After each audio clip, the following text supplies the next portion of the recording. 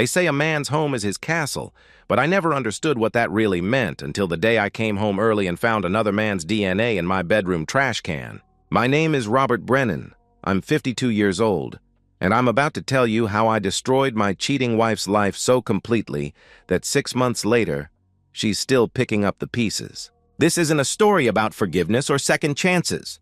This is about what happens when a woman betrays the wrong man, a man who spent 30 years building something she thought she could tear down in an afternoon. She was wrong, dead wrong, and by the time I was finished with her, everyone in our small town knew exactly what kind of woman Carol Brennan really was. My name is Robert Brennan, and I'm 52 years old. I'm sitting in the house I built with my own hands 30 years ago, and until last Tuesday, I thought I knew everything about my life. I thought I understood the deal I'd made, the woman I'd married, and the future we were building together. I was wrong about all of it. Carol and I met when I was 24 and she was 22. I was working construction then, learning the electrical trade from an old-timer named Frank Kowalski, who taught me that a man's reputation is built one job at a time. One wire at a time, one satisfied customer at a time. Carol was waiting tables at a diner on Route 9, saving money for community college. She had this laugh that could fill a room and a way of making everyone feel like they mattered. We fell hard and fast. 6 months of dating that felt like 6 years. I proposed on a Friday night in her tiny apartment, getting down on one knee next to her second-hand couch with a ring I'd saved 3 months to buy. "Will you marry me?" I asked, my voice shaking. "Yes," she replied before I'd even finished the question, tears streaming down her face. We married 4 months later in a small ceremony at St. Mary's, honeymooned in the Smoky Mountains because it was all we could afford, and started building what I believed would be our forever. Those early years were lean but good. I was working 70-hour weeks, taking every job I could get, slowly building my client base. Carol stayed home after Jake was born. That was her choice, her dream. She wanted to be the mother who was always there, who made homemade cookies and helped with homework and knew all the other parents at school events. I made it possible. I worked longer, harder, took jobs other contractors wouldn't touch, all so she could have the life she wanted. Tyler came along 2 years later, and our family felt complete. I remember Carol holding him in the hospital, looking up at me with tears in her eyes. "We did good, Bobby," she whispered. We did real good. I agreed completely. I got the vasectomy 6 months later. We both agreed 2 kids were enough, and we were done taking chances. I built this house piece by piece, ran every wire myself, installed every outlet, every switch, every fixture. The kitchen table where we ate dinner every night for 24 years? I made it in my garage. The deck where we watched the boys learn to ride bikes? I built it on weekends. The garden where Carol grew tomatoes and herbs? I tilled that soil with my own hands. Jake's 26 now, a software engineer with his own apartment downtown. Good job, good head on his shoulders, visits every other Sunday for dinner. Tyler's 24, a paramedic living across town with his girlfriend Sarah. Both boys turned out right, which is more than a lot of parents can say these days. The business grew steady over the years. Brennan Electric went from just me and a beat-up truck to 8 employees and a reputation for quality work. I still get my hands dirty, still crawl through attics and wire panels, but I've got good people working for me now. Men I trust, men who understand that our name is on every job we touch. Carol's life got easier as the boys grew up. She started taking yoga classes, meeting friends for coffee, reading those book club novels that all seemed to be about women finding themselves. I was happy for her. She'd earned it, spending all those years focused on the boys and the house. She deserved time for herself. Last month, she mentioned maybe taking an art class at the community center. "Go for it," I told her. "Money's not tight anymore. You should pursue whatever makes you happy." I thought we were entering the best years of our marriage. Kids launched, business stable, time to enjoy what we'd built together. Tuesday started like any other day. I was finishing up a panel upgrade at a medical office, routine work that should have taken until 5. But the job went smooth, and I wrapped up by 3:30. I drove home planning to shower off the day's sweat and maybe watch some baseball. The house was quiet when I pulled into the driveway. Carol's car was there, but I figured she was napping or reading. I wish I'd stayed at that job site. I wish I'd never gone home early. Because some things, once you see them, you can't unsee. Some betrayals cut so deep they change who you are forever. The trash bin beside. Our bed held something that shouldn't exist in my world. Something that proved my wife had invited a stranger into the house I built, into the bed I paid for while I was out breaking my back to provide for her. I pulled off my work boots at the front door like I always did, not wanting to track dirt through the house. The silence felt different that day, though I couldn't say why. Usually Carol would call out when she heard me come in, but the house was dead quiet. I figured she was taking one of her afternoon naps. I walked through the living room, past the couch where we'd watched 1,000 movies, past the family photos lining the mantel. Our wedding picture smiled down at me, 2 young kids who thought they had forever figured out. I was heading for the bathroom to wash up when something caught my eye in the bedroom, the trash bin beside our bed. Something white at the bottom. I almost walked past it, almost minded my own business. But something made me look closer, and when I did, my world ended. A used condom. Tied off and discarded like yesterday's garbage, my legs went weak. The room started spinning.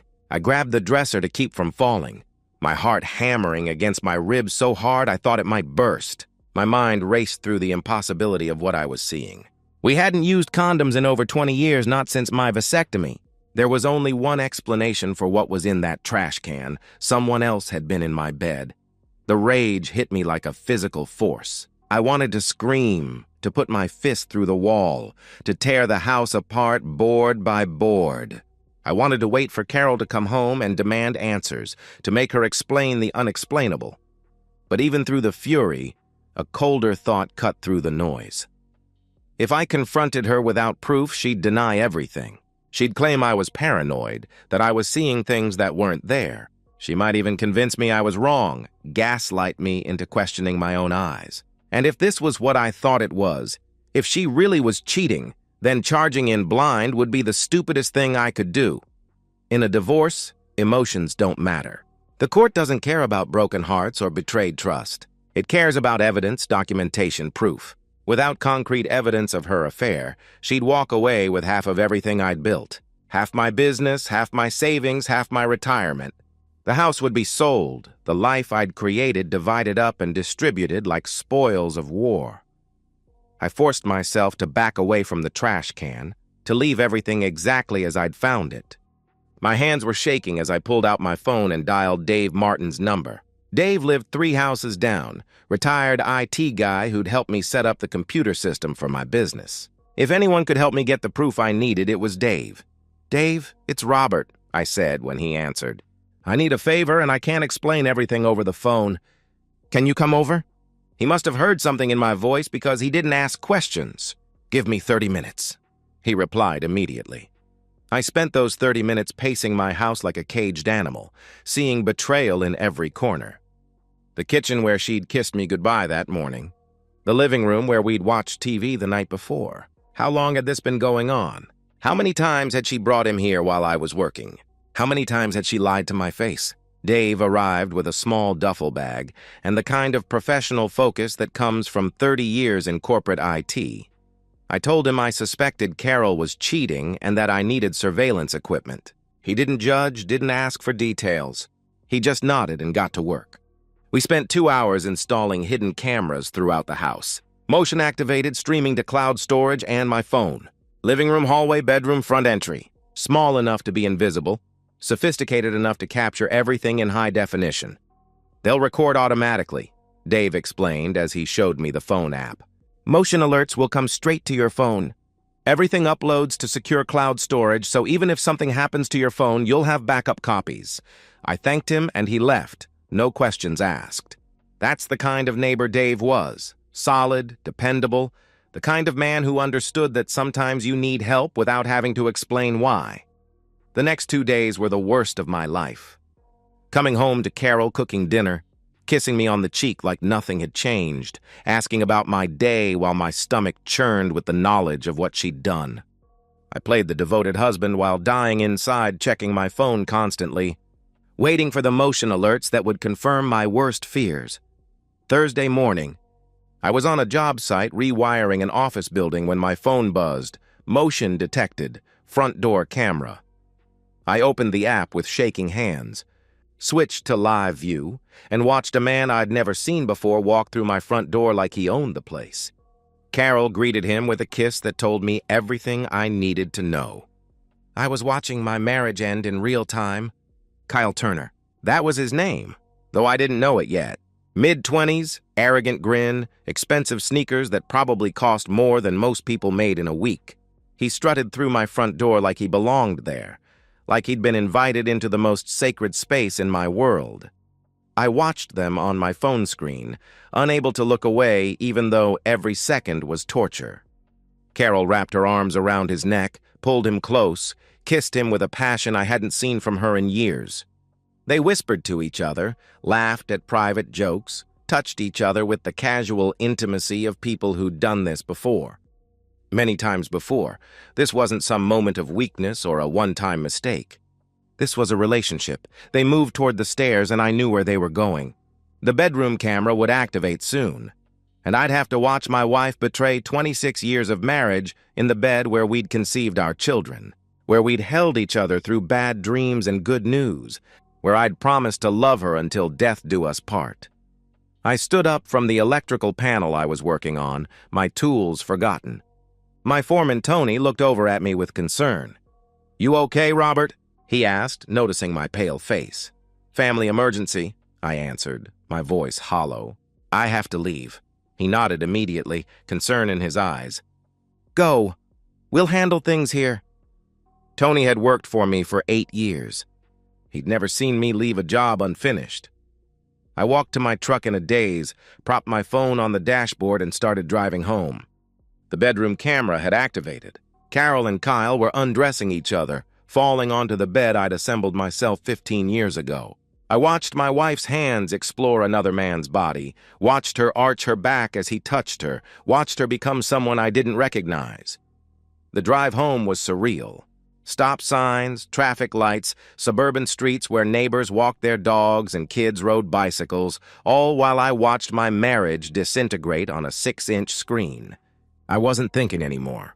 I was operating on pure instinct, some primal part of my brain that understood only territory and violation and the need to defend what was mine.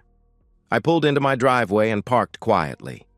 The sounds from inside the house reached me before I'd even opened my front door. Moaning, laughter, the rhythmic creak of bed springs that had supported my sleep for 15 years. I climbed the stairs slowly, stepping over Kyle's shirt, Carol's jeans, underwear scattered like evidence of her betrayal. I paused outside the bedroom door, listening to my wife make sounds she'd never made for me. Then I kicked the door open so hard it slammed against the wall. The scream that came from Carol was pure terror. Kyle scrambled to cover himself, his face draining of color as he saw me standing in the doorway. For a moment, nobody moved. We were frozen in this tableau of betrayal and discovery, like actors who'd forgotten their lines. Then something cold and violent took over. I crossed the room in 3 steps, grabbed Kyle by the throat and threw him off my bed. He hit the floor hard, gasping for air. I drove my fist into his jaw with 30 years of construction work behind it. The impact sent him crashing into the wall, blood spraying from his mouth. "Stop!" Carol screamed, but her voice seemed to come from very far away. "Bobby, please stop!" Kyle tried to get up, tried to speak through the blood. "I'm sorry, man," he gasped. I didn't want explanations. I wanted him to understand that there are consequences for touching another man's wife in his own bed. I drove my knee into his ribs repeatedly, feeling them crack under the impact. Kyle's begging turned to sobbing, but I wasn't done. I kicked him in the groin with the steel-toed work boot I was still wearing, a devastating blow that dropped him to the floor. Screaming, "Get out of my house before I kill you," I said, my voice dead calm. Kyle crawled toward the door, leaving a trail of blood on the hardwood floors I'd installed myself. He tumbled down the stairs, dragged himself across the living room, and collapsed on my front lawn. I watched from the doorway as he pulled himself into his car and sped away, probably heading for the emergency room. I turned back to Carol. She was wrapped in our bedsheet, sobbing, mascara streaming down her face. She looked small and pathetic and nothing like the woman I'd married. "Get dressed," I told her. "Bobby, please." She tried to speak, to explain, to make excuses. Let me explain. This isn't— Get dressed, I repeated, cutting her off. She obeyed. 5 minutes later, she appeared at the top of the stairs, fully clothed but still shaking. She tried to talk again. "Bobby, I'm sorry," she pleaded. "It didn't mean anything. We can work through this. We can go to counseling." I opened the front door. "Leave," I commanded. "Please, where am I supposed to go?" she asked desperately. "I don't care," I replied coldly. She collapsed on the front step, crying harder. I closed the door in her face and locked it. Then I pulled out my phone. The cameras had recorded everything: her betrayal, my response, every second of the destruction of our marriage. Now it was time to make sure she never recovered from this. I sat in my living room, surrounded by silence for the first time in hours, and made the calls that would reshape the rest of our lives. First, I called Jake, then added Tyler to the line. They deserved to hear this from me before Carol tried to spin her version of events.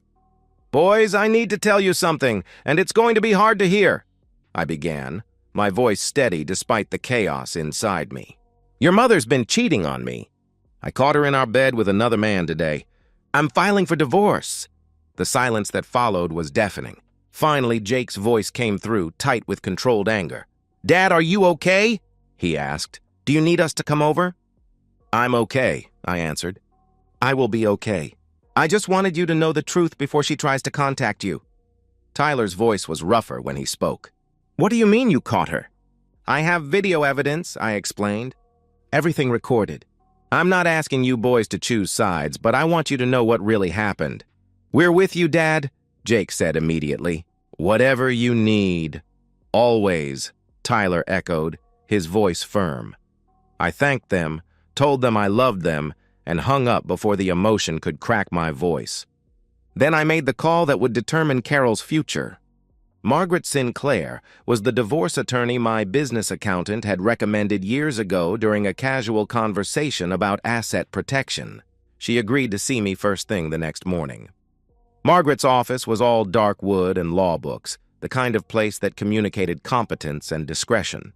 I handed her a USB drive containing the camera footage, and she watched it in silence. The video was comprehensive. Carol and Kyle entering the house, kissing, undressing.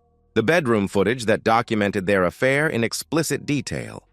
Margaret's expression remained professional throughout, but I saw the disgust flicker in her eyes when Kyle appeared on screen. "This is ironclad," she said when the video ended. "Adultery is still grounds for fault-based divorce in this state.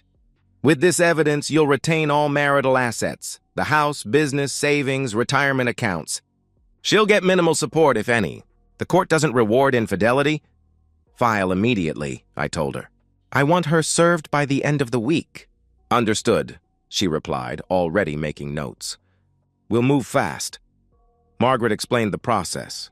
Temporary restraining order preventing Carol from returning to the house. Freezing of joint accounts, expedited hearing given the clear evidence of adultery. I listened to every word, feeling the satisfaction settle deeper in my chest with each legal maneuver that would protect what I'd built. While I was planning Carol's legal destruction, she was discovering the personal cost of her betrayal. She tried calling Jake repeatedly. He ignored her for 2 days before finally responding via text. "You destroyed our family. Don't contact us again." Tyler was even more direct. He blocked her number entirely. When she showed up at his apartment, he didn't answer the door. She stood outside for an hour, knocking and pleading, while neighbors watched through their windows.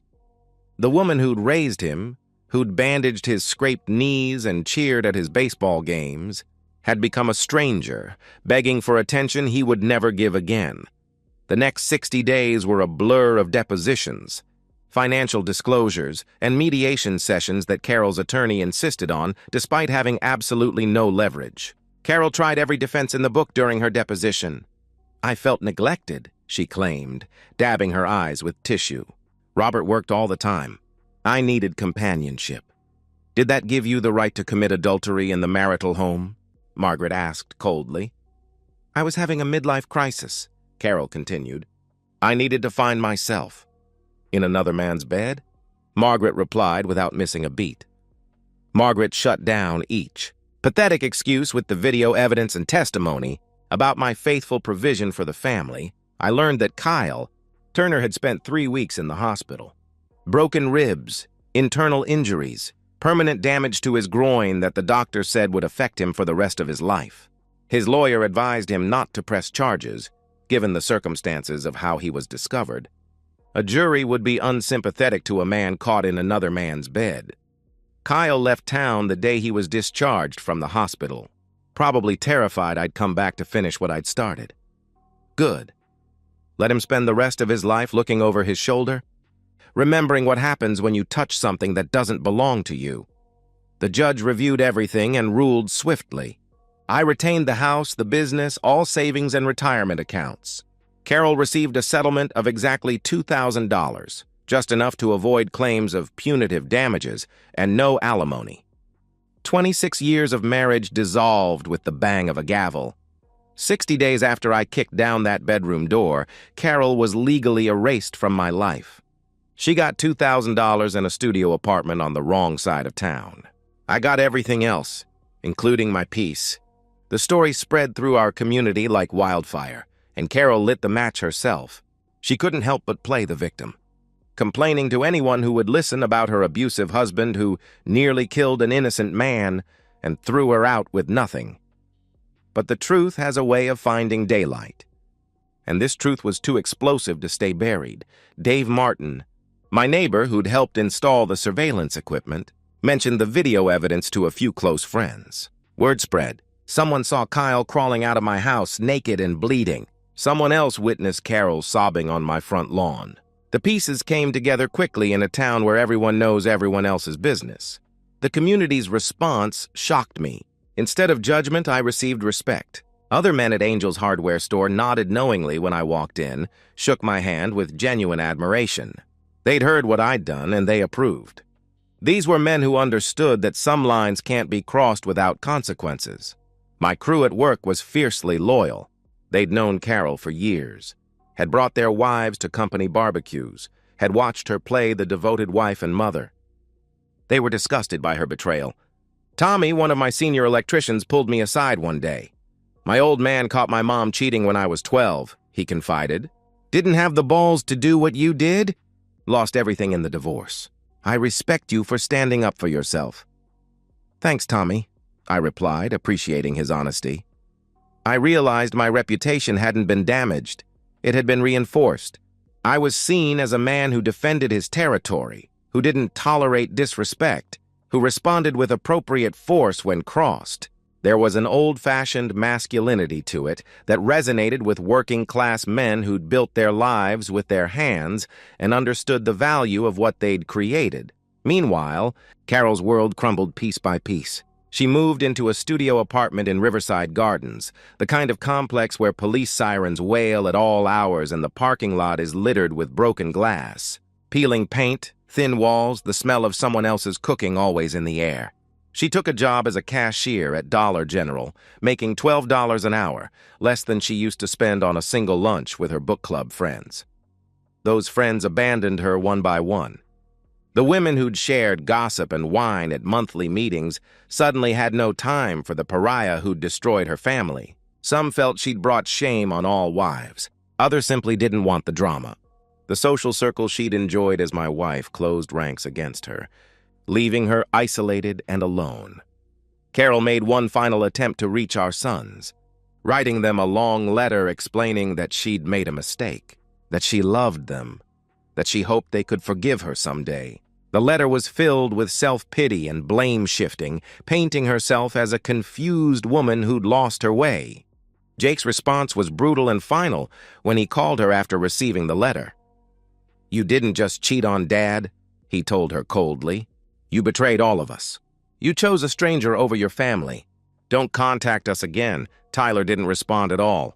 Kyle Turner's fate reached me through mutual acquaintances. The damage I'd inflicted was permanent. Chronic pain, expensive ongoing medical treatment, and injuries that would affect his intimate life forever. He'd left town immediately after being discharged from the hospital, terrified I might come back to finish what I'd started. Rumor said he moved 3 states away and tells people he was in a car accident. The irony wasn't lost on me. Kyle thought he was just having fun with a lonely housewife. He didn't realize he was touching something that belonged to a man who'd spent 30 years building and protecting everything he had. Now Kyle would spend the rest of his life remembering that mistake every time he tried to walk without pain. 6 months later, I sit on my back porch on a Saturday evening, and for the first time since that Tuesday, I feel something close to peace. It's a Saturday evening in late autumn, 6 months after the divorce was finalized. I'm sitting on my back porch with a beer in my hand, watching the sun set over the yard I landscaped 20 years ago. The maple tree I planted when Jake was born has turned brilliant orange. The deck I built still holds my weight, still provides the perfect view of everything I've created. The house is quiet, but it's not lonely. Jake and Tyler are coming over for dinner, steaks on the grill, a tradition we've started since the divorce. They arrive every other Saturday now like clockwork. We don't talk about Carol anymore. We don't need to. Life looks different now. I've redecorated the bedroom. New furniture, new paint, new everything. The cameras are still installed throughout the house, but I rarely check them. There's no one to catch anymore, no secrets to uncover. The house feels clean again, like it's truly mine for the first time in years. Business is thriving. Word spread about what happened, and instead of losing clients, I gained them. Other men want to hire someone strong, someone who doesn't back down when pushed. The respect I see in their eyes tells me everything I need to know about how the community views my response to betrayal. Jake arrives first, carrying craft beer and wearing the confident smile of a man who knows his father fought for their family's honor. Tyler pulls up 10 minutes later, still in his paramedic uniform, bringing dessert from the bakery Carol used to frequent. We embrace, solid, masculine hugs that communicate everything without words. Over dinner, Jake raises his bottle. To moving forward, he says, meeting my eyes. It's become our family motto, not forgetting the past, but refusing to be trapped by it. We clink bottles, and I feel the satisfaction of a job well done. To moving forward, Tyler and I reply in unison. After they leave, I sit alone on the porch again. Sometimes I think about Carol. Wonder if she's learned anything from the destruction she caused. But the thoughts are distant, abstract, like remembering a stranger. I think about Kyle, too, somewhere out there living with permanent consequences for temporary pleasure. I don't feel guilty. I feel justice. I look at my house, the one I wired, the floors I laid, the life I created from nothing. Carol tried to tear it down. Instead, she destroyed herself against its foundation. Some men rebuild after betrayal. I did something better. I made sure there was nothing left to rebuild from. And in the ruins of what she destroyed, I'm still standing in the house I built, stronger than before. And that's the end of today's story. If you enjoyed it, please give this video a thumbs up and drop a comment below. Your support helps the algorithm push my content further. If you're new to the channel, don't forget to hit that subscribe button. It really helps me keep creating more stories for you. Thanks for watching, and I'll see you in the next one.